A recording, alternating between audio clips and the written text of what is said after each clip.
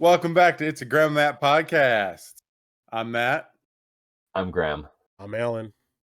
Yeah, we got a great episode lined up for you guys today. Today we're going to talk about something called he was enthusiastic about that one. Yeah, we have a great episode for you guys today. Don't cancel me over it, okay? That's all. Oh, Don't cancel me. oh, That would be terrible. Got him. Yeah. Alan, didn't you say there was something you want to talk about before we talked about cancel culture, though? Something important to you? Yeah. Actually, I wanted to talk about the stimulus bill that was You mean? Do you feel stimuli? No, because the Democrats decided to throw Bernie under the bus last week. On voting for the $2,000, so instead we're all getting $600. Yeah. Is there you any guys opportunity? Don't necessarily know what that means. Bernie Sanders was had every intention of holding up on the veto override of the defense bill and filibustering it and forcing a vote on the $2,000 before they could vote on the defense bill. And basically, the Senate Majority Leader Mitch McConnell was like, "Can we just pass a motion to just say forget that?" And the majority of Democrats voted for that, essentially saying, "Fuck you, Bernie." Yeah. It's crazy how they shut him down.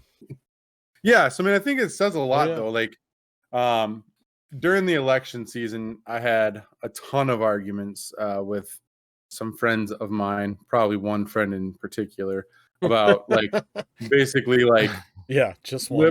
liberals versus progressives. I was just talking to these guys the other night about how like Democrats to me, what did we decide on? What was like the stereotypical, like if you're gonna pick a song for like a Democrat, what would it be? Oh God. You did Green Day. It was Green Day. It was we called them Green some Day fake Democrats. pop punk shit. And like I was like, I'm more of a leftist. Like for those of you who don't necessarily know my political leanings in general, I'm a fucking leftist. I'm like what I like to call a Rage Against the Machine liberal. You know, rolling down Rodeo with a shotgun. Like that's the kind of liberal / leftist I see myself. So he only owns squirt guns, though. By the way, folks, just squirt. Yeah, straight up iPhone. He comes to me and Graham for his real guns. Yeah. So like, we had a lot of fights about like progressives versus centrist Democrats, and I think we saw a lot of that full force during this situation because like you have the one person out there, saying, "Hey, families are struggling. We have the opportunity to kind of attack this and stick with it. Let's do this." And then basically everybody just said, "Fuck you." And as if centrism is going to save our country right now. So yeah, it was really upsetting. Alan and I were discussing this kind of on our own and getting real upset about it. Because I mean, truthfully, like we said last week, $600 isn't really that much money for a lot of people. I mean, of course, we were married, not married together, but we have our own respective families. There's moments you could question. But I mean, for people like Alan, no dependents, no wife, no kids, nothing like that. I mean, $600, like, it's kind of shitty. And the Republicans are saying, they don't want any more socialism for the rich people. And I think Bernie held up like a fake check saying like this much $1 billion to Amazon. And he like did 3 or 4 different ones and how they're not being taxed. Yep. Like Amazon didn't have to be taxed last year, and another company. Insane. Yeah, so it's really silly. Like, but they're not going to tax us on the $600. Oh no! Wow. As far as I know, they won't tax us on it. They better not tax us on it. Who knows? Who knows? There'll be some new rule coming out before Feb. Right, we'll see. Well, and don't forget, here's the thing: is like all those tax cuts that Trump rolled out, the payroll tax cuts. That's probably going to get rolled back now after Biden takes office because. Well, and you still have to pay tax. Like you're still going to have to pay that tax. Oh yeah. So, I didn't take it. Did you take it? Which one? The payroll tax cut? Did you Well, decide to do it? I don't think you have a way to go I mean, around that, do you? the thing is, Well, is you're, no, I- you're, it, Graham's frozen. yeah. So we'll just keep going here while he unfreezes, apparently. This is the beauty of technology. I was gonna say, like, one of the things is that, like, I have no dependents. Yeah. am I back yet? Yeah, you're back. We can Oh, hear okay. you. So, like, You just can't see me? No, we can see you now again. You're unfrozen. Oh, I was like, you were okay, like this. Oh, yeah, Yeah, just it was stupid, great. I'm sure. But what I was saying was I have zero dependents, so I take 0 on all my exemptions. So I'm already, like, paying in extra anyways, which I always did to ensure that I never had to pay in. Yeah. Yeah, that's a good call. So I mean, when it comes to the stimulus, though, like, we had the opportunity, the left, to make a stand. And one of the things that people said is, like, us progressives, we were barking down Nancy Pelosi before all this. Like, why don't you just make a deal with the Republicans? We weren't really in a position at that point to, like, I mean, maybe we weren't in the position to fight back then, because that's what they were trying to do, was fight. But now we have, we had the power to stop, we had the power to make this $2,000 happen. Yeah. But we decided to just let it slip. And I think personally, it's a big, like, they're just trying to say fuck you to Bernie Sanders, because centrist Democrats are stupid, and they realistically are the new Republicans. But that's neither here nor there. It's not the first time they've done that, being the fact that he didn't get the nomination, got pushed out. Yep. And what's crazy about this is like, a lot of times when the president, whoever the president is sitting and says, I want this to happen, they try to make that happen. They try to find a way to make this happen. And that was going on. People are trying to make it happen. Yeah. And just shut down. It's crazy. Yeah. And again, like, for me, I'm not butthurt about it personally. I mean, the money, the extra would have been awesome. That would have helped quite a bit on certain situations for us. Like $6,000 more for my family. Yep. Oh yeah. Yeah. So, I mean, we would have been around 10 grand. Yep. Which would have been dope. But like, and Alan, this is not a knock on you or anything like that, but like Alan works 2 jobs, and does the band to make money on the side for the band, does other things, whatever, does videography, different things like that. And Alan still financially, right, is struggling. $600 ain't crap for you. That's not a stimulus. Now, if you were working one job and you're doing well and you weren't struggling financially, $600, like, sweet. Cool, man. I got $600. Like, that helps me. But when you have to work 2 jobs and you're barely, you're still fighting to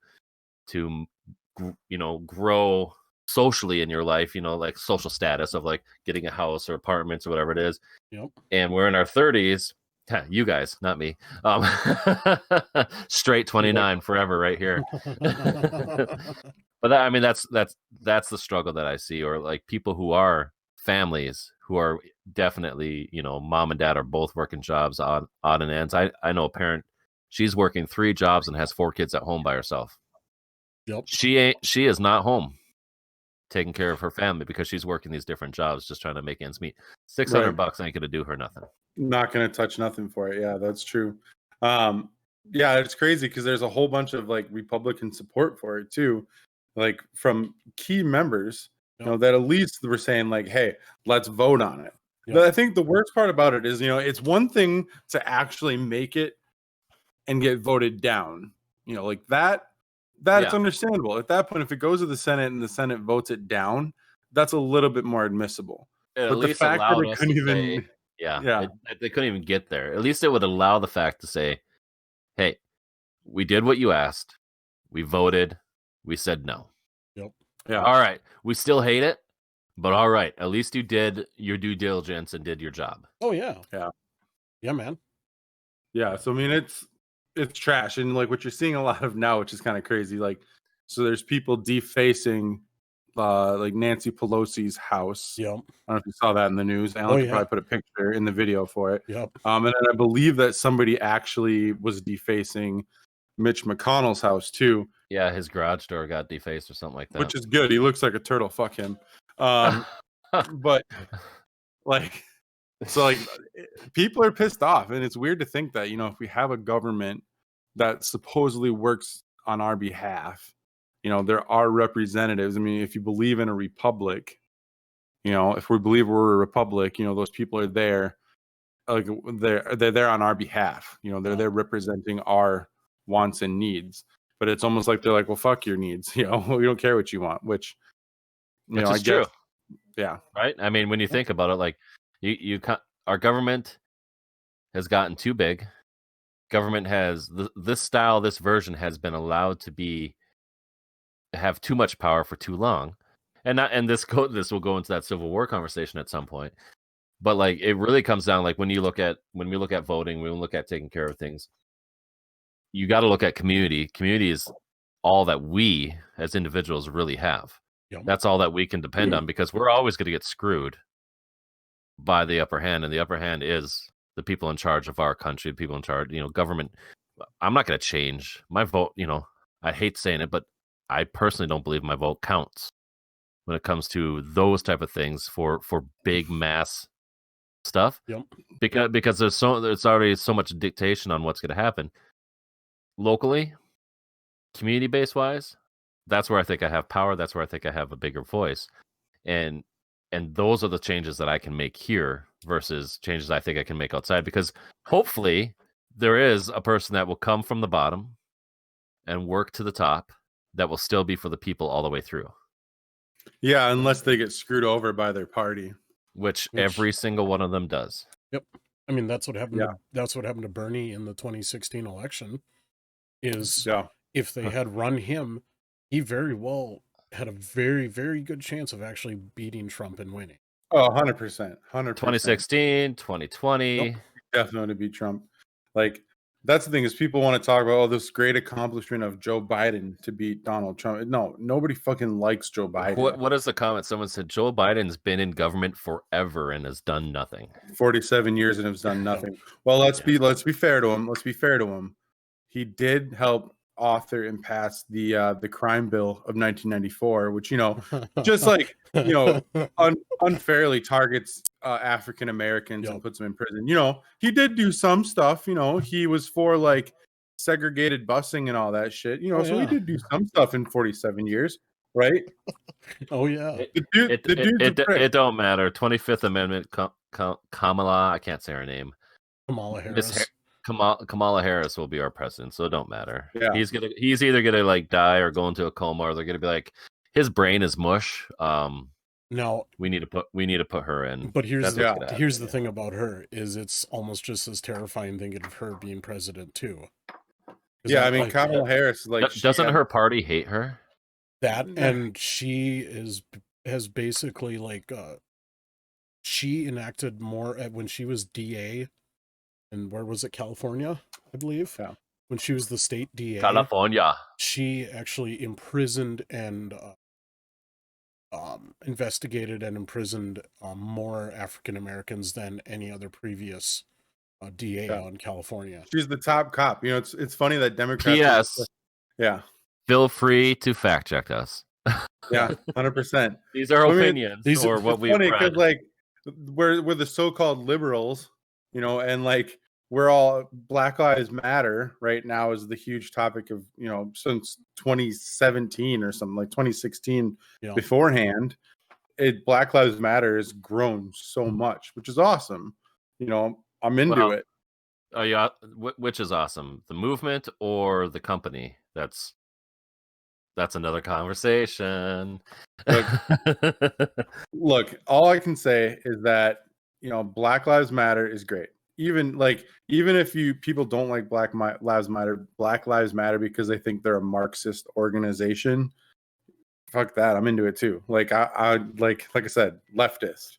But I mean, like, it's funny that we're into that idea and we're into police reform, yet we elected these guys. Like we got to stop fascism. Like, I mean, like, I get it. Like, Donald Trump is a huge threat. Calling him a fascist it might be a step too far. I think. I don't necessarily believe that he's a fascist. I think that he's done less power hungry things than other presidents past. If anything, he's an oligarchist. Yeah, I mean, it's not like he was behind and signed a law that was called like the Patriot Act or something like that.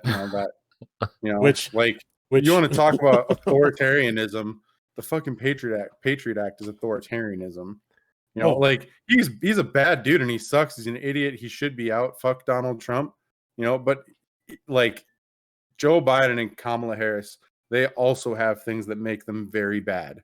And ultimately, it's very contrary to the things that they've done in the past. Yep. Is what they're doing now, which, it's cool. Joe Biden has the most diverse cabinet ever. First Native American to sit in a cabinet, things like that. That's fantastic. I think that has nothing to do with Joe Biden, though. No, it has to do with him maintaining an image. Yeah, he's trying to maintain his image and be as woke as he possibly can. Yeah, and not disagreeing that change needs to happen. Yeah, but he ain't doing it for change. He's doing it for his image and his wokeness. That's what it is. 100%. And like, people are like, well, gun laws. He ain't gonna do shit about guns, ever. That stuff's not gonna happen. Like, you're still gonna be seeing African Americans being killed by cops, more than ever. Not more than ever, I'd say, but I mean, it's still gonna happen. Was that a Simpsons prediction you just said there? It might be. Maybe, but I don't see it slowing down at all. I don't think that anything is really going to fundamentally change at all. Our taxes will probably go up. That's true. Which under normal circumstances, if I can see where it's coming from, I'm not necessarily against it. But I can tell you where it's not going to go. It's not going to go towards healthcare. It's not going to go towards affordable college or student debt reduction. It's not going to go to anything like that. It's just going to buy more fucking bullets to go across the seas with. But here's what kind of brings us into that next topic, though. They've done these things, right? In their past, Joe Biden and Kamala. Yep. But they have yet to be canceled for it, right? There's all these things that'll get you canceled now. So Milo Yiannopoulos, motherfucker, like conservative daddy Trump guy, he talks about some stupid shit with gay sex and boys. So you can't. And the reason these age of consent laws exist is because we have to set some kind of a barometer here. We've got to pick an age and go, okay, look, this is the age where we can reasonably be assured you're an adult, you can give informed consent, you understand the risks and pregnancy risks and all that bullshit. And I think the law is probably about right. That's probably roughly the right age. I think it's probably about okay. But there are certainly people who are capable of giving consent at a younger age. I certainly consider myself to be one of them. People who are sexually active younger. I think it particularly happens in the gay world, by the way. And in many cases, actually, those relationships with older men. This is one of the. This is one of the reasons I hate the left. This sort of stupid, one size fits all policing of culture. This arbitrary Milo. This arbitrary. Let him talk. Oh, I'm sorry. I'll be quick. This arbitrary and oppressive idea of consent, which totally destroys, the understanding that many of us have of the complexities and subtleties and complicated nature of many relationships. People are messy and complex, and actually, in the homosexual world, particularly, some of those relationships between younger boys and older men, the sort of coming of age relationships, the relationships in which those older men help those young boys to discover who they are and give them security and safety and provide them with love and a reliable and sort of a rock where they can't speak to their parents. Some of those relationships are some of the most molestation to me. It sounds like, well, you know what? It sounds like Catholic priest molestation to me. And you know what? I'm grateful for Father Michael. I wouldn't give nearly such good head if it wasn't for him. Oh my God! I can't handle it. It's funny because what is wrong with you, Ben? It got him canceled, so he got removed from like Breitbart. He got removed, a bunch of sponsors, pulled his book deal, all things like that. And then what's that dude from Star Trek, the Asian dude? Sulu, Takei. George Takei. Yep. Yeah. He said something very similar about a gay experience he had as a boy. He canceled? Nope. Nope. Not canceled.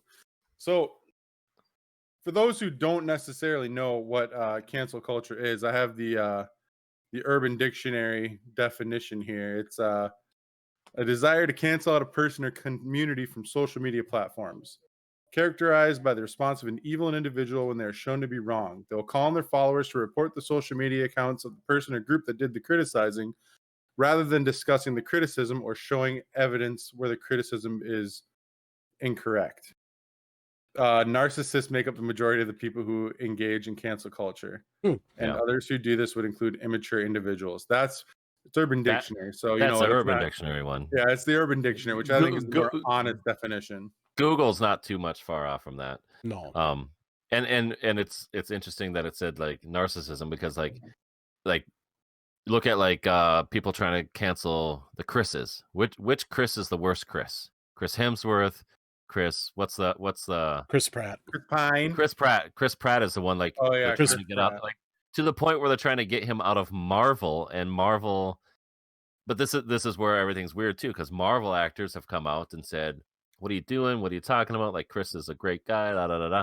Yeah. All because people are trying to get this dude out, just because he's the less of the likable actors that this whole movement started. And it wasn't even that he was less of the likable. It was that he talked about, because Chris Pratt is a Christian, and he had tweeted, trying to remember exactly what it was, but he said like the most and this is how Christian he is. No. He cheated on his wife with Arnold Schwarzenegger's daughter, right? Wasn't it Schwarzenegger? Yeah, I mean, I don't know. Anyway, that was like way before his Marvel fame. That's why we're canceling him, because he's a Christian. Well, he said something like it's the most important vote of your lives. Yep. And he was talking about voting for his movie in some, I don't know if it's like a Grammy or something like that, which I thought was hilarious, because it was like, funny. I mean, I didn't think it was that big of a deal, but then people are started getting in on him, like you said, with the Christianity, saying like, he goes to some Hillsong United bullshit church, and like how they don't support gays and blah blah blah blah blah, as if like having freedom of religion isn't like part of our Constitution,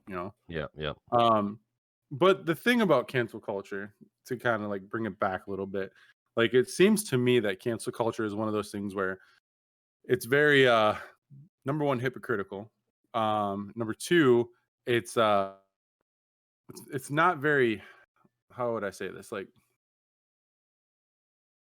they choose certain people and certain things, but then they're blind to other things around them. Like there's some aspects of cancel culture that have been good, and good things have come out of it, right? So we look at like #MeToo, right? Start with Harvey Weinstein. He is essentially like, so that Me Too movement, yes, there was really good things that came out of that. But then again, real bad things because of cancel culture, where people who were undeserving, men who are undeserving, are getting screwed because of that movement, because it turns into that narcissistic, like, oh well, he looked at me funny, or he held the door open for me, so he must be he's a chauvinist. He's a chauvinist. Yeah, so like that's the problem with all these different movements, and I don't care what movement it is. It all ends up being in the moment until the next one. The Me Too movement is in the moment until the woke movement. The woke movement's in there until Black Lives Matter movement. The Black Lives Matter movement is in there till the next one and the next one, because it gets such to a point where the movement no longer exists, no longer matters. There's a thing here. It says defining the ethical and social norms of a movement and learning how to respond to those norms when they are violated, and doing it appropriately and consistently. That's something that never happens out of any of these movements. Is they last for a short amount of time, and everyone's like, oh my gosh, like Karens. Or not Karens, but being woke, like that whole term that you started saying years ago, and I hate the term, but like white people finally like seeing like, I've been raised this way. And that's a part of this too, is that with cancel culture, we're going against people who have different backgrounds. We don't know their backgrounds. We don't know how they're raised or how their upbringing was. If you're raised that there's a subculture, which everyone is. Everyone's raised with the subculture. Black community has a subculture. White community definitely has a subculture. It's everybody else in the world. but every culture you go to has a subculture, and this has been through the beginning of time. Mm-hmm. Animals have it. There's a hierarchy. Everyone has this hierarchy. Every mammal has a hierarchy. But there's that moment where if we don't give people that opportunity, when this movement starts, we don't give them the opportunity to be like, well, I'm just learning about this. Because there is that realization. Like you could be in your 60s and finally realize, like, man, I'm a racist. Yep. Yeah. I didn't know it. Yeah. I thought this was the norm because I come from buttfuck northern Minnesota somewhere, or Texas, wherever it may be. And now I just generalized 2 states that are probably super racist. But when there's people that don't realize it until they're late in life, or until someone finally calls them out and says, like, yo, like, you're willing to hang with me, but I feel like you're being racist to me all the time. Yep. Or whatever it may be, or sexist. It works in the beginning, and then it grows to the point where we're canceling the wrong people out, and we're not giving people the ability for redemption and the ability for growth. Yeah, I think that's it right there. It's like, you have all these instances of cancel culture, like Doja Cat, for instance, went on 4chan or something like that and said she liked getting fucked by white dudes, and she's into like that race degradation kink. Yeah. Where she basically, I think they said she gets off on white dudes calling her racist names and stuff. 2 things I don't know: Doja Cat or 4chan. So I guess you aren't a millennial. But anyways, like there's this thing, cancel Doja Cat. It went away. It didn't fucking matter. Or Taylor Swift for the longest time saying she didn't know about Kanye's song, like saying that he'd have sex with her or something like that. And then Kim Kardashian released this thing saying that Taylor Swift was thanking Kanye for something with it. And so it was like, cancel Taylor Swift. Didn't go anywhere. She's still an amazing artist. I don't like her, but she has good sales. Or the thing of canceling anybody. Matt over here is a worthless, terrible person and does something bad. All of a sudden, the people that are surrounded by him need to be canceled too. Like that's like, I think that people forget that we're allowed to be ignorant. Yeah. Without knowing it, and then we also need to be allowed to grow and understand our ignorance and learn from it and become something different. Yeah. And we don't let that happen. Now there are the people like the Weinsteins who need to be punished, need to have consequences, need to be removed from the social hierarchy. But even that dude should have the opportunity to go, I come out of misogynist lifestyle. Yeah. Men in Hollywood are in power for the last 100 years. This is what I know.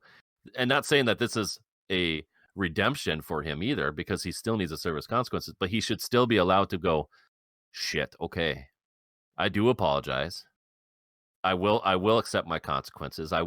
But internally I have to grow. And not saying that should be able to bring the person back, depending on, even how bad something has been for them. But like a Mel Gibson situation, I really liked Robert Downey Jr. There is whatever. I hate Hollywood. I don't pay attention to that crap half the time. I randomly see it, or we're gonna have our conversations and I look things up. But like with Mel Gibson going out and doing his thing years ago, and just going on his big tyrant, terrible stuff, right? Shouldn't have done it. Dude is drunk. We all know when we get drunk, we say what's really on our minds, right? That's just kind of how that goes. So the believability of what he said is probably real. Yeah. Now, should that guy be canceled? Probably for the moment. He should not be on that hierarchy, right? Correct. Now, should that guy have an opportunity to come back and regain some of that social status and kind of be let back in the door? Yes, and Robert Downey Jr. accepted this award or had some type of comment, and it was a really good speech about how Mel, after Robert spent all these years in and out of prison for drug abuse, and all these different things, Mel took him into his home and gave him a second chance and put him in a movie and gave him a second chance. And if he didn't get into that movie, he went to become Iron Man. Mm-hmm. So Robert did the olive branch, did the same thing to him, and said, forgive the dude and let him come back because he's repent for his sins. Yep. I think there's opportunities for that. But cancel culture really could destroy somebody who doesn't understand how ignorant they really are. And here's the thing, guys. When I was looking up some stuff for cancel culture, one of the things I saw is that it has its beginnings in China actually, which, as we all know, China is very censor happy. Yeah. And so basically, like what I was reading this article in, it was Time magazine where they did a research on it. They said in 91, a phrase slipped into the Chinese slang called, I'm gonna probably butcher this, Renru Soso, literally translated as human flesh search. That sounds dirty. Yep. And that sounds like your 4chan stuff you guys talk about. yeah. And not close. And basically what would do is these requests would go out for what it says here are Wangmin, or web citizens, or in a more intimate version of that, Wang Yu, web friends. And they would basically go out and investigate and be like detectives, like Reddit detectives. They're in the Boston Marathon type deal. And they would find out all the details, what we know in America as doxing. Yeah. Yep. That brings up a good point. Ja Rule also had it in a song from a Wesley Snipes movie where Wesley Snipes says, "You canceled, bitch." And Ja Rule went back and used it as him breaking up with a girl and saying, "I'm canceling you." Yep. You know, so there's the American. I'm glad you brought up. I'm glad you brought up doxing, because doxing is another thing that gets heavily involved with cancel culture too. Like, I remember talking to one of my friends, and like basically, like whenever somebody would like a Karen or something like that throw a fit or something like that, you know, you'd have all these internet detectives finding out all their personal information and like, you know, writing their job and saying, hey, just so you know, this person said this on the internet, or, you know, this person did this in a store. Mm-hmm. And it's like, it's one thing to call somebody out on what they're doing. And then, like Graham is saying, not giving them a chance to say sorry, or, you know, accepting an apology or letting them rehabilitate themselves. Like, that's all terrible. But it's another thing to go on top of that and try and ruin their life. I think that's the important thing too, is these people that are into the cancel culture, they're not just doing it, you know, to be a woke citizen. You know, like that would just be like saying, hey, Graham, what you said was kind of racist. Like, probably shouldn't say that. Oh, I'm sorry, I didn't know. You know, it's literally being a vile human being that's like, you know what, fuck you, I don't like what you said, I don't agree with it, so now I'm gonna go and tell all of your friends, your family, your employer, all that, and I'm gonna ruin your life. A total stranger. Like, it's one thing, like where I work, I had one of my employees, they were talking to somebody from India, and like they said, hey, can you speak in English? And I was like, first of all, we don't talk like that around here, man. Like, that's not something we can do. And, you know, I was like, look, man, like, I gotta report this, you know, and he didn't say sorry, like nothing. And so like that point, it was personal. But if I saw somebody on Reddit saying the N-word or something like that, or saying that he hopes Trump deports all the stinky Mexicans or something stupid like that, right? Yep. I don't know this person. He's some dummy on the internet. I'm not going to go and figure out who he is and tell his employer. Like, what do I have to gain from that? Because literally, nothing. for every Because one at person that point, doing that, you're just another worthless keyboard warrior. Yeah, and it's like, for every one person that we can deter from doing that because we ruined their life, there's going to be 10 more. Like, literally, you cancel one person for that, it's literally just chopping off the head of a hydra. It goes 10 back more are going to pop up. Yeah, it goes back to what we were talking about before at the beginning of the show with the government and blah blah blah. You are in control of your own community and your own surroundings. So even in cancel culture, you are the judge in what you're able to do for somebody else. So Matt makes a stupid comment, or like that worker, the coworker, or whatever, who made that dumb comment and you had to report it. That person had an opportunity. You have an opportunity. You said it. And you still have to do your job, because there wasn't a moment of like, oh, crap. Yeah, you're right, dude. Like, I probably shouldn't have said that. All right. Don't do it again. That's awesome, dude. You want to chat about it.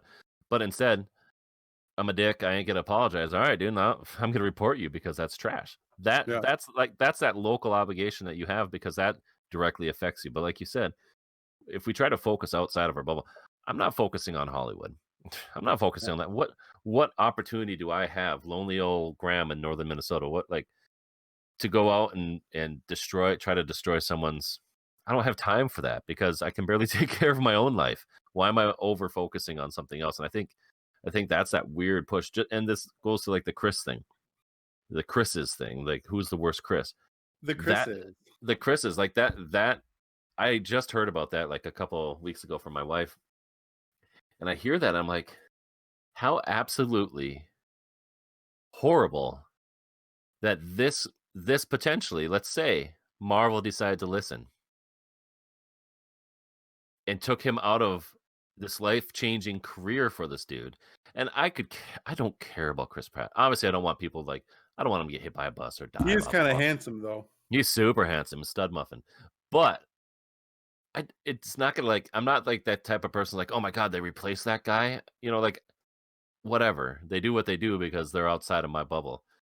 But that's terrible to the point where just because of some stupid person just having a disagreement or something they didn't like, cause this big ruckus to the point where it has to make news. Like, why is that the news? Yep. Yeah. Well, here's the thing: is that if you go back to that Chinese thing, like I said, when it was something about human flesh, it's literally taking a pound of human flesh. Yeah. Is what these people are wanting. We're inherently evil people. I think there's some situations we're also inherently good somewhere. Yeah. I mean, I think there's some situations where it could be appropriate, right? So Amber Heard, this whole thing with her and Johnny Depp, basically she was accusing Johnny Depp of beating her and blah, blah, blah, blah, blah, blah. Turns out Amber Heard was actually beating Johnny Depp, cut off his finger damn near, all this other shit, and basically lied about it in court. And so now all the people are saying, hey, she needs to be taken out of the Aquaman movies.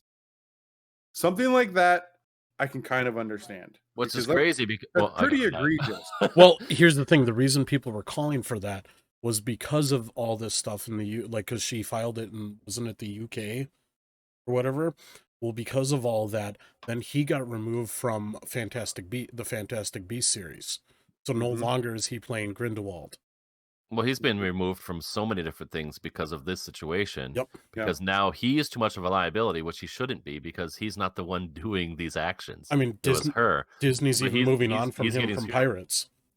Yeah, it don't matter. He got paid for the second one anyway because he had a guaranteed contract. But now he can't do that. Now he can't do guaranteeds. And again, not that Johnny Depp deserves that. But I also don't care if he loses money because he spends all his money on wine anyway. Wine, women, and drugs, dude. Yeah. So I mean, but that's still even us, this podcast. There is inherently fear of the things that we say on here, and people going after us because they disagree about something. It's kind of shitty. It is, but it's at legit. what point is it our right? At what point, though? Yeah. Because, I mean, at the end of the day, whatever I want to say, as long as it's not directly hurting somebody, I have a right to that. Yeah. And we would call you out because 100%. We're pros. Well, we would call each other out if we said something highly inappropriate, but your opinion is your opinion. Yeah. But that's how dangerous cancel culture is your opinion can be taken as factual or attacking or whatever, and people can go after you for that. I mean, you can say the stupidest thing, and we might say a joke here in reference to someone, and they're just going to take the highlight of that joke, and that's that. They're not going to look at the context. They're not going to look at anything that we say, and I think that's So even us restarting this, there was, for me, I'm a leader in the community in certain different places. I could say an opinion where someone goes, well, he shouldn't be a leader because this is his thought or opinion. Yeah. Well, so that puts what does that put on you? It puts a filter on you. Yeah. It kind of holds you back from saying the things you want to say. Would you guys agree that cancel culture is an attack on freedom of speech? I think that I think it becomes that. I think it becomes that as well. Yeah, I mean that's because I mean I have a right to say whatever I want to, right? And people have the right to be upset by that. But when it comes to ruining somebody's livelihood, that's another story. Like that to me is something that's significantly worse. And the thing about it too again, is if it's the difference is your opinion versus your act, right? So if your opinion is one thing and then you go out and physically act it too, like a Weinstein thing. If his opinion growing up his whole life is that women are beneath him, that's one thing, right? Yep. But his act of women are beneath him, meaning giving him permission, his permission, nobody else's, but giving him the right in his mind to touch people inappropriately, to say things inappropriately, to act inappropriately. That's where the cancel culture works, right? That's where it should enact and say, screw that person. That can't happen. But for him to have that thought, it's like a racist. For someone to be like, I always say this: if someone's a racist in their 90s, I ain't gonna try to change them, right? it ain't gonna work. Yeah, 90 years, they don't know that they're a racist, right? And 90 years, can they even do it? Can they even change themselves? Well, they can. I think there always is, but I also don't think that we can cancel that person unless they're physically out there like burning crosses and like trying to lynch people. Like then there's that like, oh my gosh.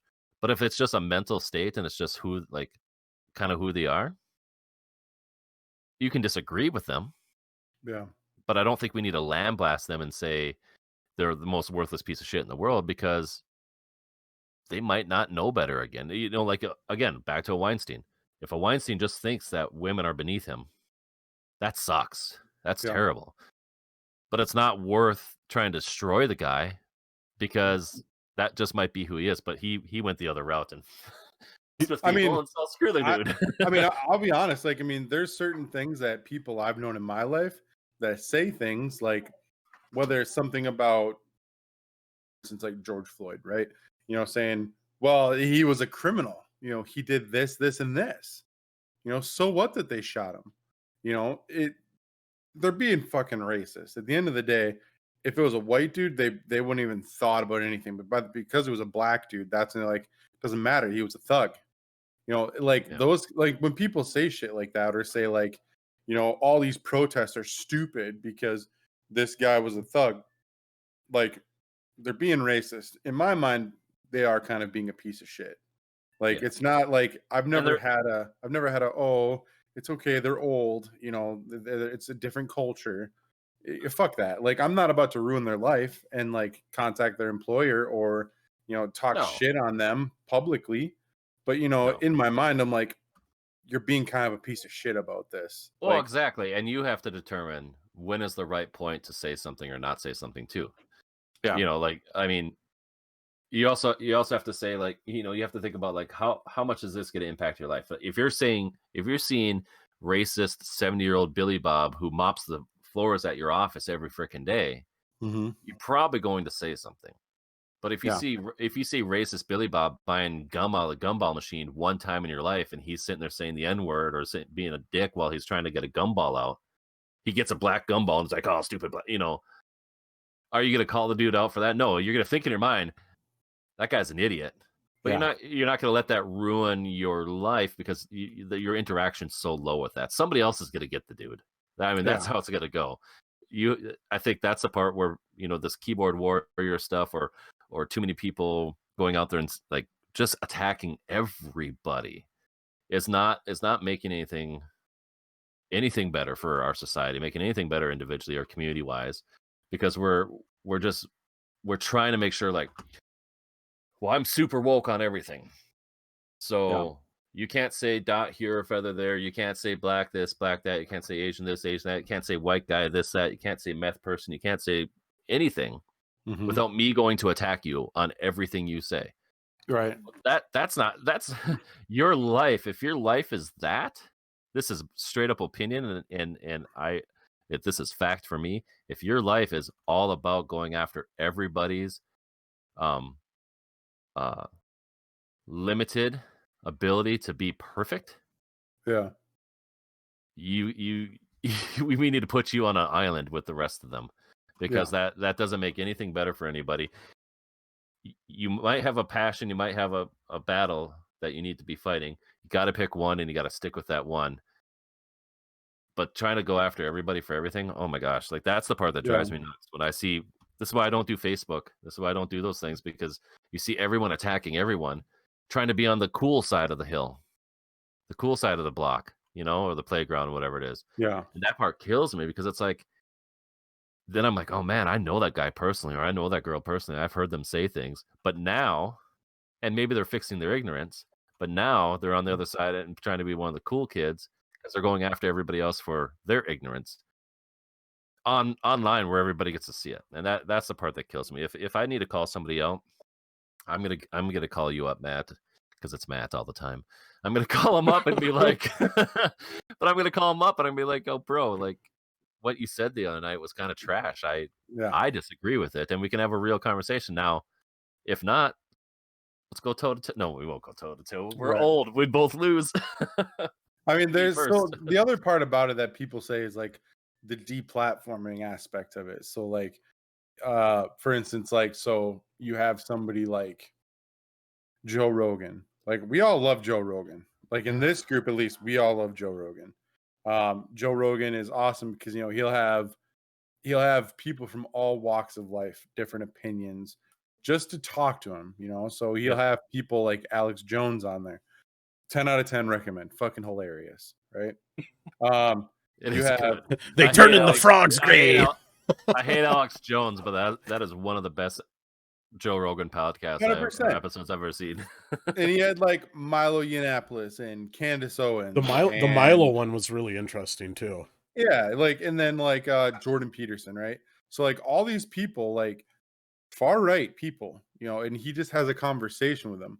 And so people get mad at Joe Rogan because they're saying that, well, he's giving these people a platform. But I mean, it's like they already have a platform.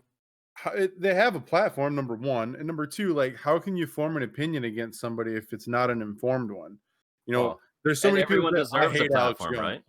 Right, and so I personally would agree with that because I think censorship is fucking stupid.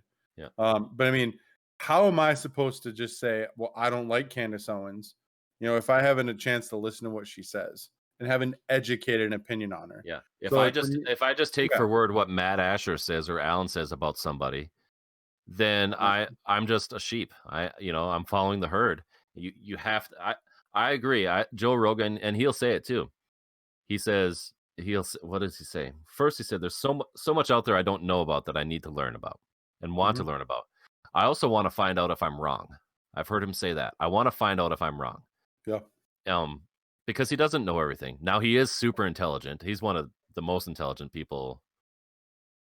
And also most opinionated, but he's allowed to do that because it's his fucking show. Just like it's our show. We can say whatever we want. Yeah. But yeah, for the, even him questioning, he's allowed to have his beliefs, right? Yeah. If he doesn't believe in, if let's say he doesn't believe in aliens, and the whole world believes in aliens, but Joe Rogan doesn't, isn't he allowed to have that belief? Yeah, and I think the other part of it too is like, he's given fucking Alex Jones a platform, and how many people is that going to, is that going to develop a following?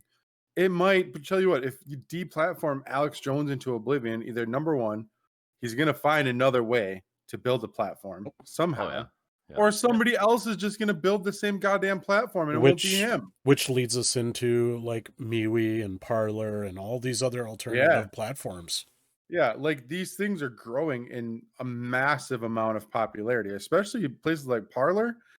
Like, because for some dumb reason, the right thinks that places like Facebook are banning them. When Facebook is probably like the number one hub of far right groups. Yeah. But like that's what they do. They create their own platform. Because here's the thing: at the end of the day, none of those people care about what we think. They're a hive mind, just like cancel culture fucking liberals are their own hive mind. or stupid centrist Democrats or their own hive mind. Which like they do this as one unit.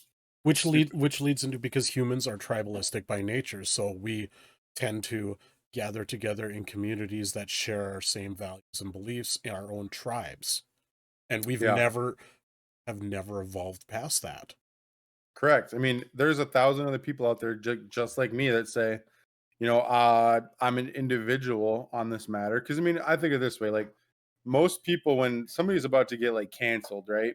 They're too afraid to say, well, I don't think what he did was worth canceling him over, or is this going a step too far? Because then in that situation, they're being called, oh, so you're not against this?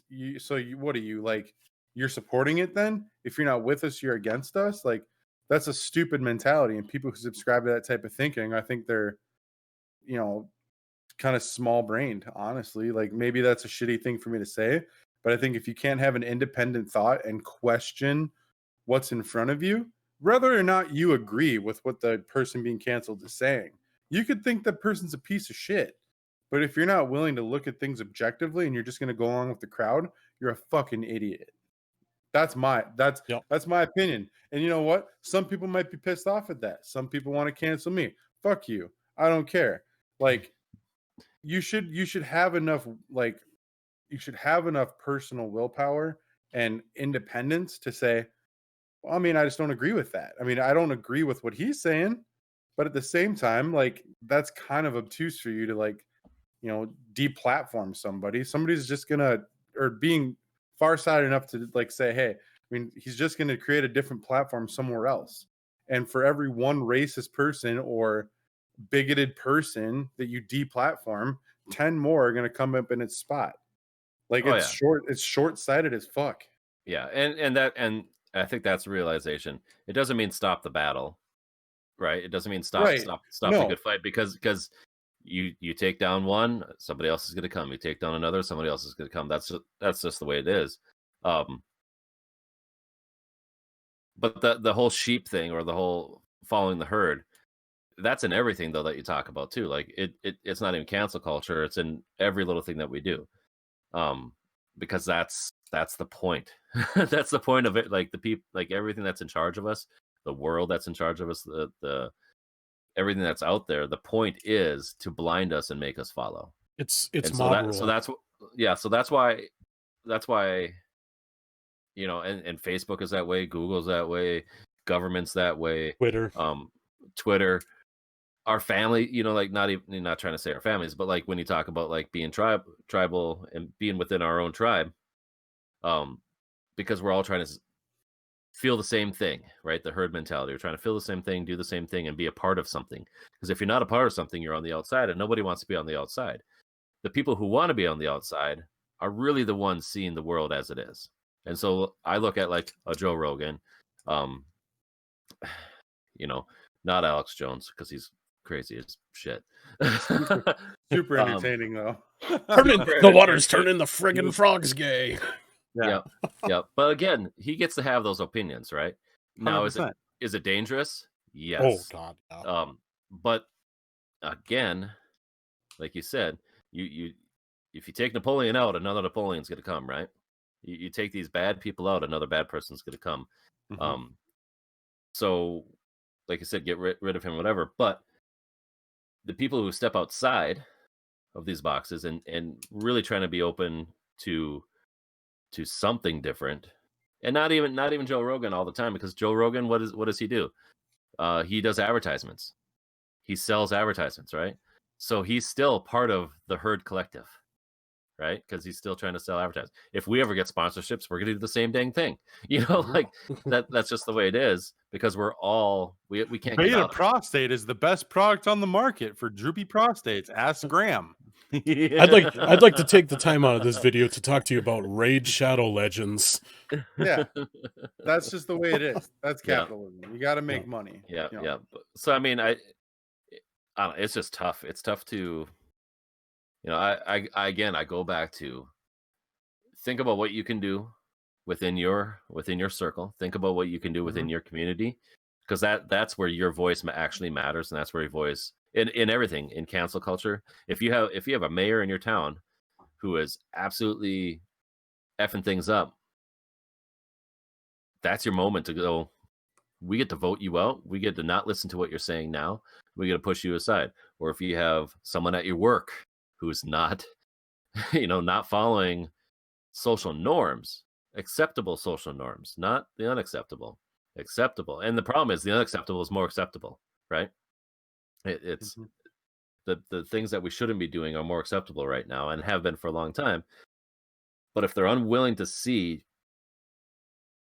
their ignorance and work through that with support from people around them, because we care about, there's not anybody that you work with that you don't care about, or people that are within your bubble. If we don't care about you, you're out of our bubble, right? We push people out of our bubble. So if you have that mindset of who that is, that's where that's the most control and most influence that you have. Anything outside of this is opinion and lackluster, because you don't have a whole lot of power outside of your own bubble, your own community. Yeah, I would say the only caveat I have, the biggest thing that I would agree where cancel culture may be good is for people in public office. During the beginning. What's that Wiener, Dick Wiener, or whatever? Anthony Weiner. Anthony Weiner. Cancel him. Yep. And all he did was send Wiener pics to somebody. Is fine. That's not even that bad. But if you remember, you guys probably remember Al Franken. Remember Al Franken? Well, that's true. And he admitted it and he resigned, which was good.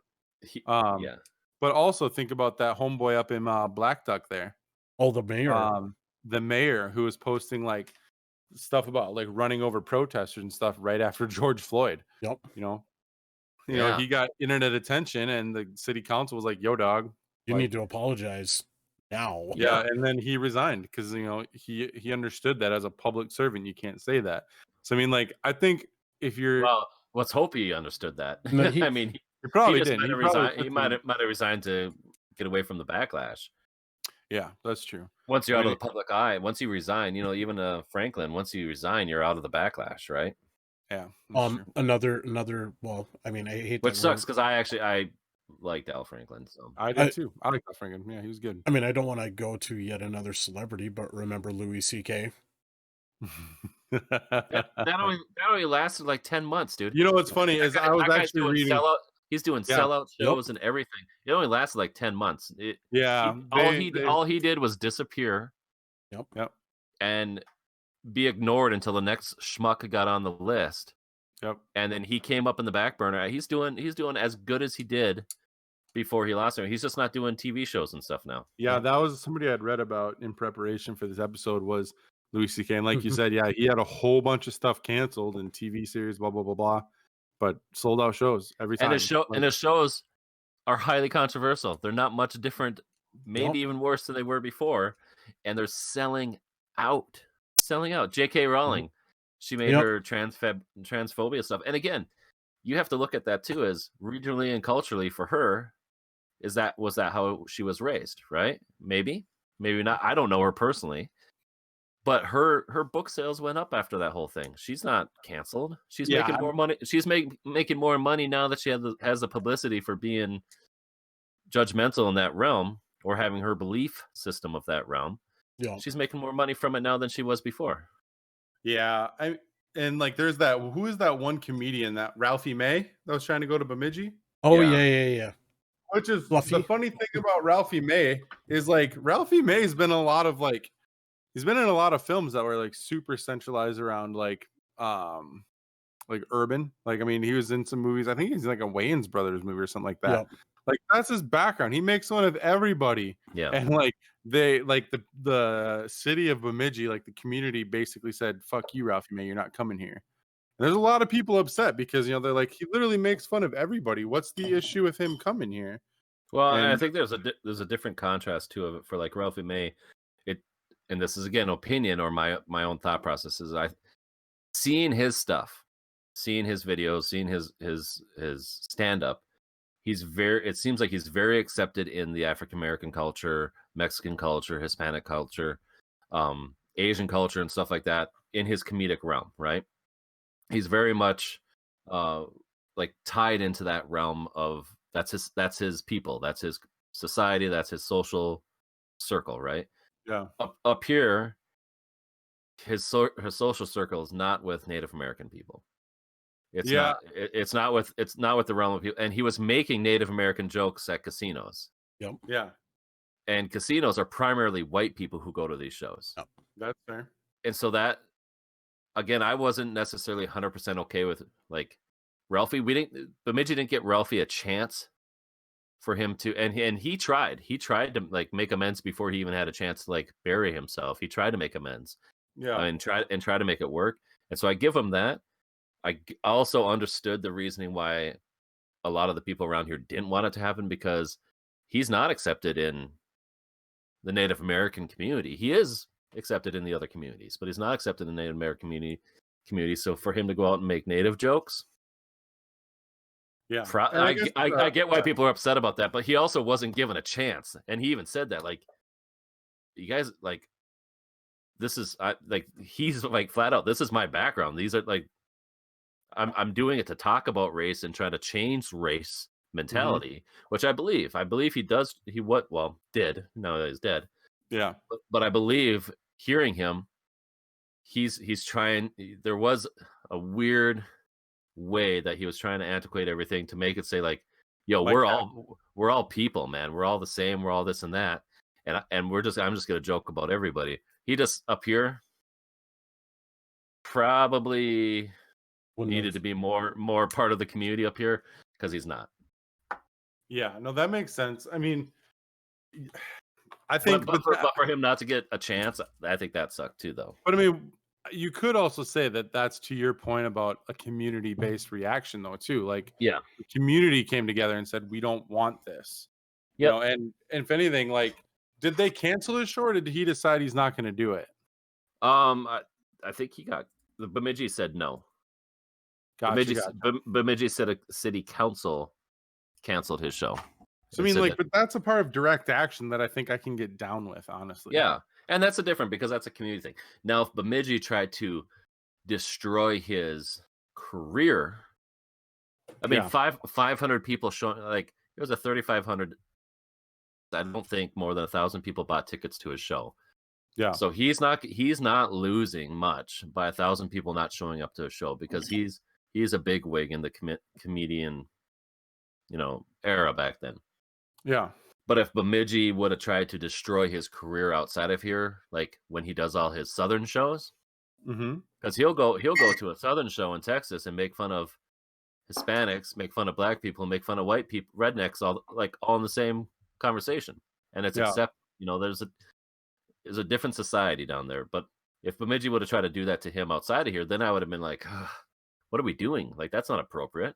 Right. But here, community-wise, he's not part of this community. It makes sense to me. It made sense for why people were against it. I also feel like he needed a chance to fix it and do something different, and he wasn't given that chance either, though. So right. But it's that whole community mindset. Yeah, I agree with that.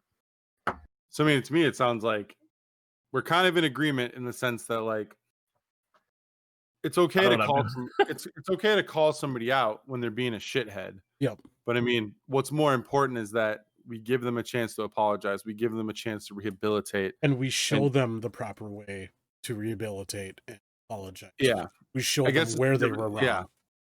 I mean, it's not too much to show compassion. Yeah. I'm gonna say like with Trump coming to Bemidji, that massive divide. Bemidji is a weird divide. Outside of Bemidji, you can see where the Trump supporters are, where the Biden people are. In Bemidji, Bemidji's weird, man. Bemidji's like, I don't know what side of the line we're on. Right. But I feel Bemidji did really, really good when it came to Trump coming to town. Yep. Because one, there was a huge amount of people. Me was one of them, was like, this is a sitting president actually coming to our city. Yep. Yeah. That's a big deal. That's a big deal. I don't care who it is. That's a big deal. It could have been anybody. And I made sure to take the time to see Air Force 2, not Air Force 1. This was the vice president's plane that came in. But I made sure. We have a great story about that. Yeah. But I made sure to go see the plane come in, because that's historical for me. And I made sure at the end of it, when he flew away, that I took my kids out to the field so we could see Air Force 2 fly away, and make them know, like, that's a president flying in a plane. It is though. No, He's got the capital P. So, but the way Bemidji dealt with it, you had the chunk of people that was like, all right, this is historical. Mm-hmm. We also said, everyone in the community said, you all better shape up and do this right. So you had your Biden people, you had your Trump people, in which there's a large group of Trump supporters there. Mm-hmm. But you had your Trump people; they were all respectful. You had your Biden people; you all respectful. You had other political parties, and you had cultural parties, and everybody. That's that one. We were super worried that like Bemidji was just gonna explode and light on fire because we're so different in all aspects here. Well, and it wasn't it wasn't that long after the George Floyd protests too, and so like Minnesota itself was kind of a tinderbox at the time. Well, there's even big protests in Bemidji during that, wasn't there? Yep. Yeah, well, but not they were huge, but they weren't anything nasty or anything like that. Mm. There's a clip that went around of small handful of people throwing water bottles at a law enforcement truck that blew up quickly, but those people were dealt with by the protesters. Yep. And removed by the protesters, not by law enforcement. Protesters like, we are not here for this. You're gone. Yeah. So Bemidji did really good, and that's where I go back down to community, where we can control those aspects and completely be on the opposite side of the fence, because the community is still the community. And when we all said, like, do this right, I don't agree with you, but do it right. Mm-hmm. Because this is my home and it's your home, and we still have to buy crap from each other the next day. I'm still going to shovel your driveway, blah blah blah blah. Still have to show up to work with them the next day too. Yeah, you still had to do that, and I think that's that mentality where, for me, and this is going to be almost every conversation we have, especially when it comes to anything we talk about, is I can only focus on here, and because I can only focus on here, that's where I'm going to put my energy and my stress. I'm not going to put my energy and stress into outside of this bubble. Politically, yes, there's that moment you have to, right? You have to vote. You need to do these things. You also need to call your representatives when things aren't going right. You need to send emails, all that stuff. But my big push, or your big push, Matt, or your big push, Alan, or anybody who's listening to us, is locally, your community, your family, the people in your bubble. That's where our influence is at, and that's where we can make things better. And it might not make the world better, but it's going to make your world better. And that's what matters, is your world, because you get one life, right? Yeah. If I'm trying to fight people that are killing dolphins, which is trash, but if I'm trying to fight that all the time from up here, I'm stressing about something thousands and thousands of miles away that I can't do anything about. Yeah. Stress on things here and work on what you can do here, Yeah. So, moral of the story is, like, joining a hive mind and attacking some random person on the internet, it doesn't make you a hero. It just makes you an asshole. Yep. Be a hero in your hometown. Yeah. Call out injustice in your hometown and show compassion and try and work with people to fix their stuff. Yeah. Have a heart for the world. Yeah. But work on what you can do locally. Yeah. So cancel culture sucks. That's really the gist of it. Right here, Alan. Put that right there in my blocks. Cancel culture sucks. Well, and that brings up, like I was talking to you guys earlier, and Matt, you watched it too. President Obama in 2019 at the Foundation? Yeah, Obama Foundation. The Obama Foundation Summit. And he was talking, like, he was the closing speaker, and at one point he actually brought up cancel culture, and I'm gonna put this up on the video so you guys can watch this clip, because it's pretty cool. So that'll be right. To Yara's point, each of us have to constantly remind ourselves we're born into a society. We can't completely remake society in a minute. So we have to make some accommodations to the existing structures. You are working as an actress as well as a student. Samira, even as you're doing your advocacy, you have to fund it, which means that you have to talk to some people who have money. And some of them may have money from places that, if you looked at it, you might say, I'm not crazy about, what you do, but thank you very much. Yeah. We're all kind of adjusting to here are the structures that are presented. But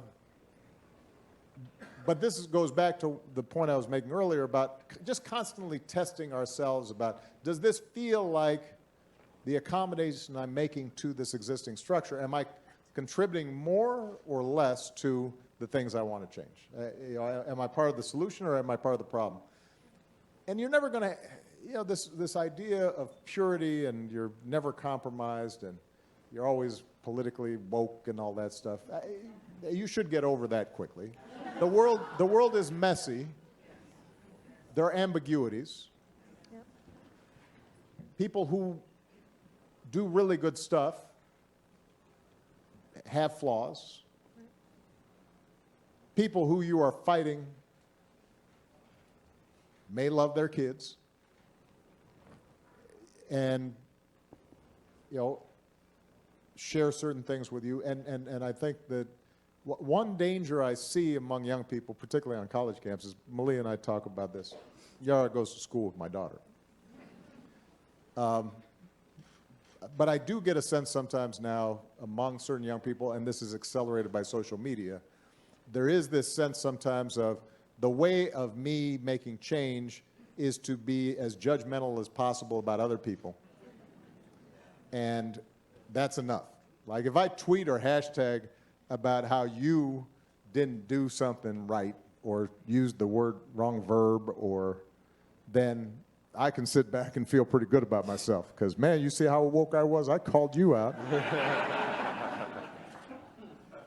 Let me get on TV, watch my show, watch Grownish.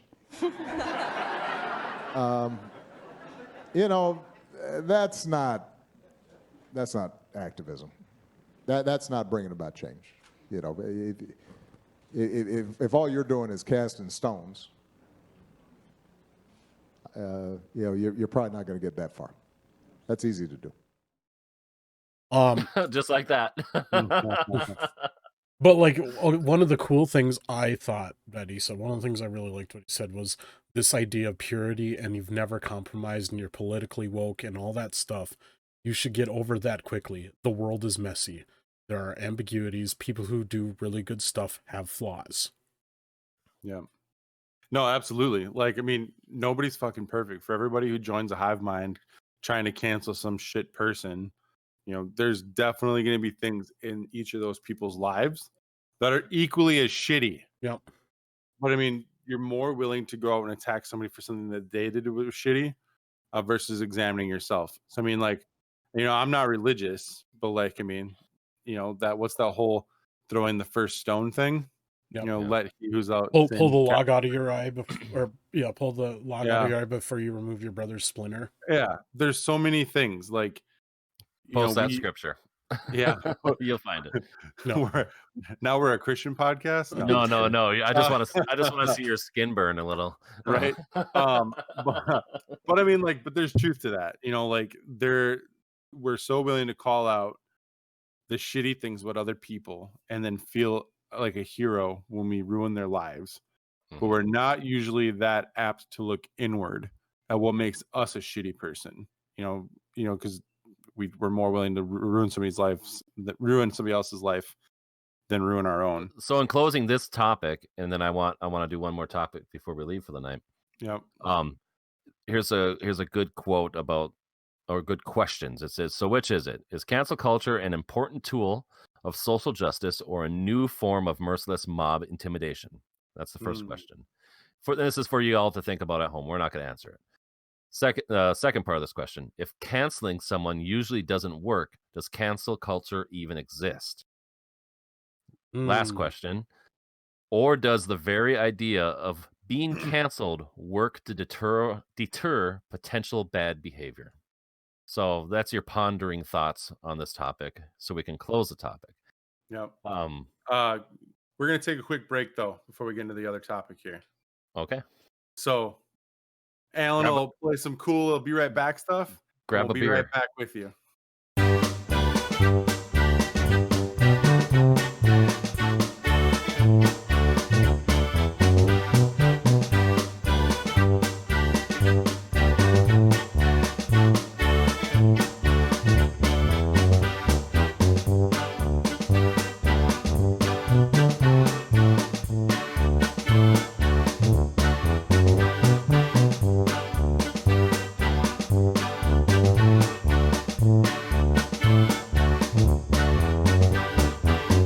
We're back. All right. Well, hopefully you grabbed a cold one, I guess, or And you a cold and you got something, some popcorn to to go with your polka. Truth. Yeah. But yeah, no, I mean it's good that 2020 is over. Hopefully it's not 2021, the sequel. That would be shitty. Yeah. And I got to watch the third season of Cobra Kai. I really liked it. Cobra Kai I'm never kidding. dies. I'm just kidding. I won't ruin it. I just won't finished ruin it today, actually. I got Yeah. I got some binge watching to do, so I almost punched you through the screen.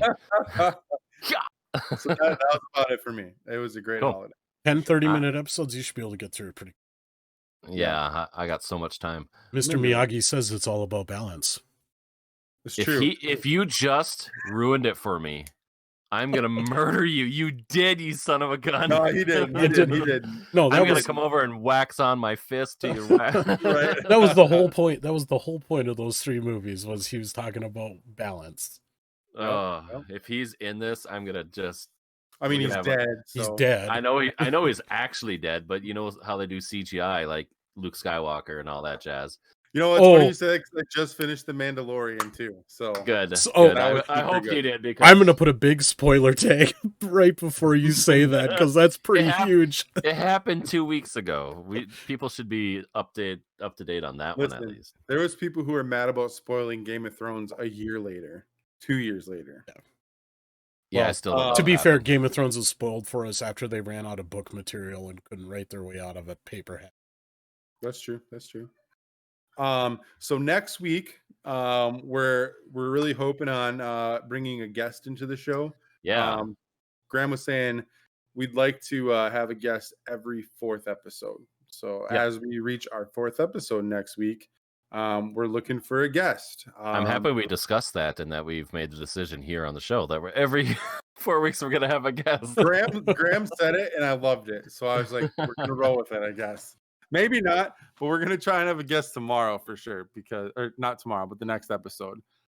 Because I think Graham had a great idea there. And if we get enough people watching and joining the Discord, you know, we might get a little squirrely and do a live episode here and there. Yeah. But, you know, it all depends on you guys. But I mean, obviously tonight we talked about a lot of heavy topics, a lot of heavy opinions. But one of the things that we always want to make sure we encourage is healthy conversation around it. You know, if there's something you liked, let's talk about it. If there's something you didn't like and you just want to have a good discussion around it, you know, we like that. You know, that's why we have those text channels in that Discord there.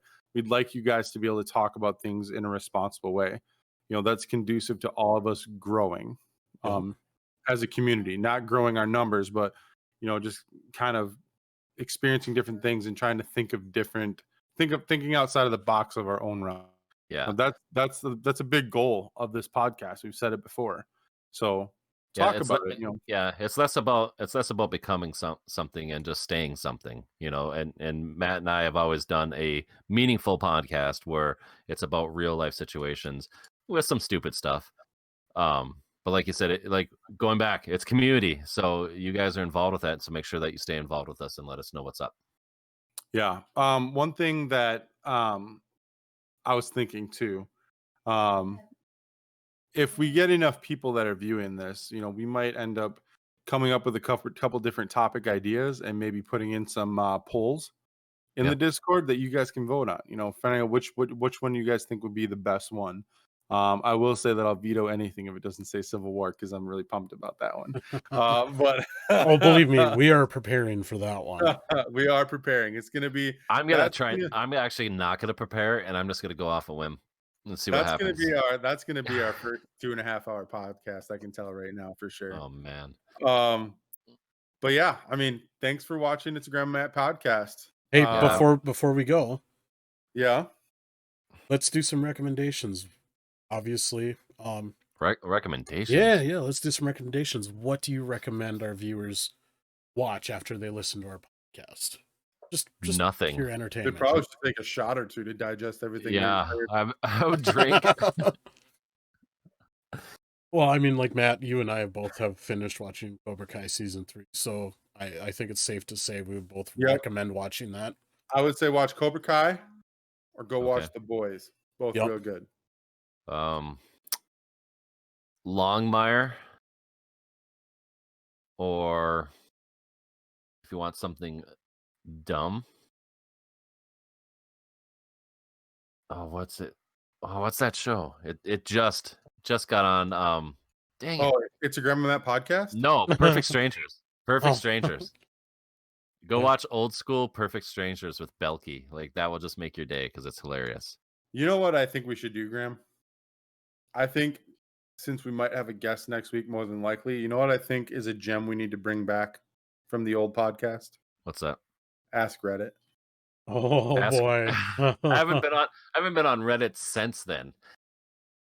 Ask Reddit. I was almost going to ask you guys if that exists still, but I should know better. Oh, it does. He's old. We might have to bring that back. That might be a spicy one to bring back with the with the guest next week. Right.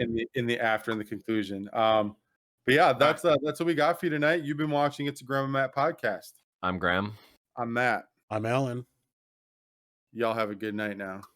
Peace.